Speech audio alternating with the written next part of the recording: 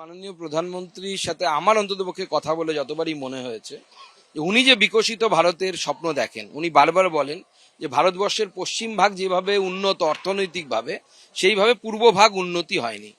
এবার যদি পূর্ব ভাগের আমরা ধরি, বিহার আছে, উড়িষ্যা আছে, আমাদের এখানে পশ্চিমবঙ্গ আছে, ঝাড়খণ্ড আছে, এর কেন্দ্রবিন্দু যদি কেউ হতে পারে সে হচ্ছে পশ্চিমবঙ্গ।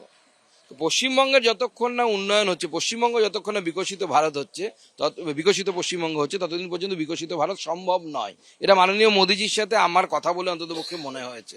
সেজন্য মাননীয় প্রধানমন্ত্রী বাংলার অস্মিতা, বাংলার সম্মান, বাংলার এই বিষয়গুলোকে উনি ভালো বোঝেন এবং তিনি সেটাকে সম্মান করেন এবং বাংলা নিয়ে ওনার এক্সপেকটেশন খুব বেশি। সেই জন্য আমাদের এত বৈরী সরকার থাকা সত্ত্বেও কালকে মমতা বন্দ্যোপাধ্যায় নিজে নিজে একা একা উদ্বোধন করতে চলে যাচ্ছেন। আজকে পেপারে বিভিন্ন জায়গায় আপনারাও দেখাচ্ছেন গরিব মানুষের জন্য বাড়ি নাকি মমতা বন্দ্যোপাধ্যায় দিচ্ছেন, অথচ মমতা বন্দ্যোপাধ্যায় 13 কোটি খরচ করলে কেন্দ্র সরকার খরচ করছে 7 কোটি ওই প্রকল্পে।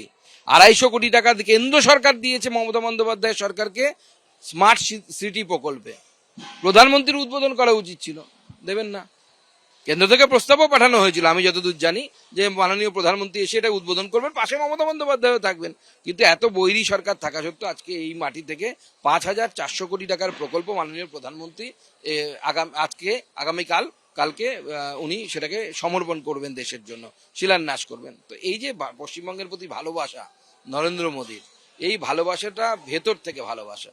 এবং মাননীয় প্রধানমন্ত্রী জানেন পশ্চিমবঙ্গকে আগামী দিনে সোনার বাংলা বানাতে গেলে মোদীর সরকার এখানে দরকার এবং সেটা হবে।